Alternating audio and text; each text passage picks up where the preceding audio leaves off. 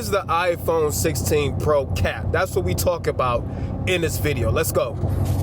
Hey, what up, y'all? Tight Shirt Terry Warford. I'm back for another video. Hope you're having a fantastic day so far. Remember to be thankful for your freaking life today, because you ain't have to have that. Right now, I'm going to pick my kids up, so sorry I'm in the car. Sorry for the bumps, and I don't condone filming yourself and driving, okay? Now that we have that out the way, the last video I put on my channel was about me being hyped about the iPhone 16 Pro.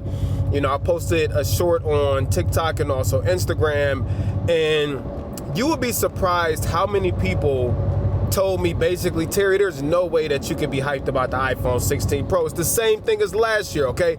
Let's address that first. Just because you're not hyped about something doesn't mean that I'm not allowed to be hyped about it. I'm a freaking tech snob, so I don't care if something is only marginally better than the last generation. I'm hyped about it because I like tech.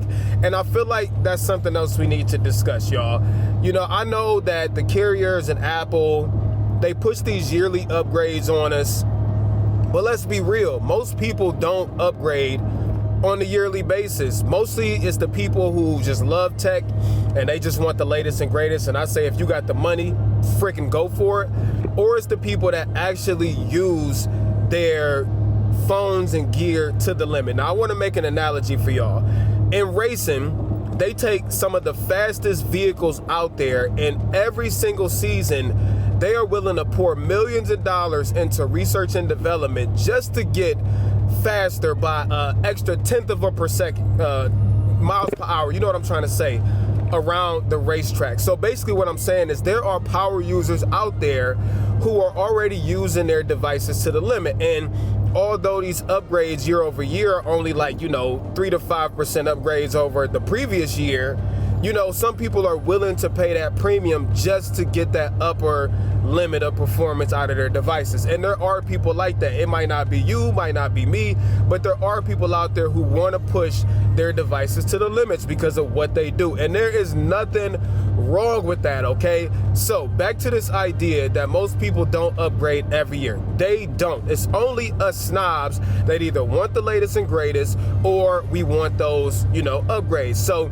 I think tech has got to a point where it's kind of stagnant. I'm going to get to the iPhone thing in 1 second, but I think tech is to a point where we're only seeing marginal increases year over year. But I want to go back to the point that majority of people are not upgraded every single year.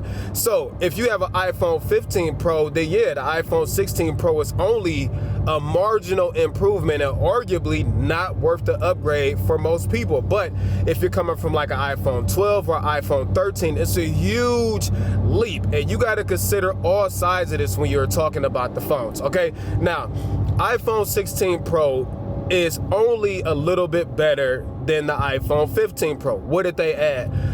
It's a bigger screen, okay? It's got a different color. It comes in that desert titanium, which is fire.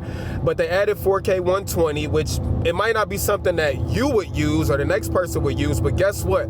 I would use the crap out of it because I already use it on my other camera. So it's a huge addition to me. The little camera sensor, whatever they call it, camera control, the touch sensitive pad on the side, for most people it is not a big deal, but for somebody who uses the camera on their iPhone all the freaking time, it adds a much easier way, in my opinion, from what I've seen so far. Obviously I haven't used one.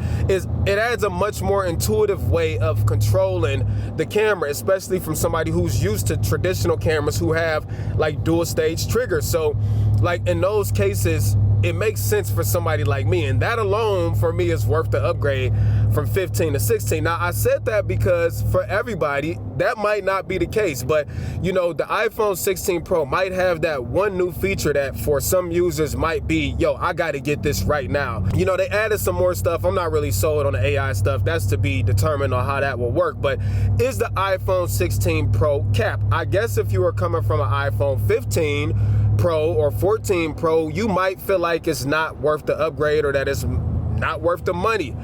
Those are fair statements, but for me, coming from a 15, I actually feel like those upgrades, although they're not huge upgrades over the last year, but like the slightly bigger screen, 4K 120, the, you know, ultra wide camera has more megapixels now. The fact that it has the 5x periscope camera that you used to have to get, the Pro Max for last year, now was on a regular Pro. Yo, I know Apple could have easily gave us that stuff last year, but they didn't. We know the game that they played, but now that it is here, I will gladly spend money to get those upgrades because I use my phone to its limit. And that extra 5% improvement in performance for me is worth the cost to upgrade it. So I just want y'all to kind of step back before you go throwing around words like, you know, the iPhone 16 Pro is cap, it's not worth it. You got to remember, tech is not improving, you know, 50% every year at the most when it comes to computing, technology, phones, cameras.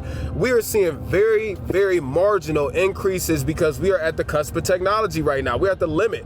So, you know, I don't know what y'all are expecting for these phones and stuff to do. True enough, you know, there could be some innovation here and there. I'm not mad about that, but performance-wise, you know, when we get these upgrades, they're not going to be huge upgrades year over year, and maybe it's just not worth you upgrading every year if you're going to complain about every single little, you know, feature that didn't get added or did get added. If it's not enough for you, don't freaking upgrade. Nobody's freaking forcing you to upgrade if the 16 Pro did not give you enough over the 15 Pro or the 14 Pro. Let's keep it a buck.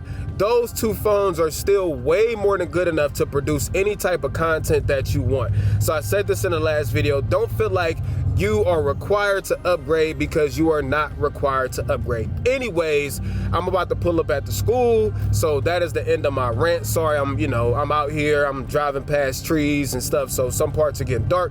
But anyways, I encourage you to go watch that video after this video and let me know what you think down in the comment section. I'm actually really curious to know what y'all think about this iPhone 16 Pro and if you are getting it or not. The last thing I want to say before I wrap this video up is the Pro is not for everybody. You know, maybe you're better off with a standard iPhone 15 or 16. All right, I'm gonna shut up now. Until next time, tight shirt, Terry Warfield, piece of chicken grease, I'm out. Much love, y'all. Peace.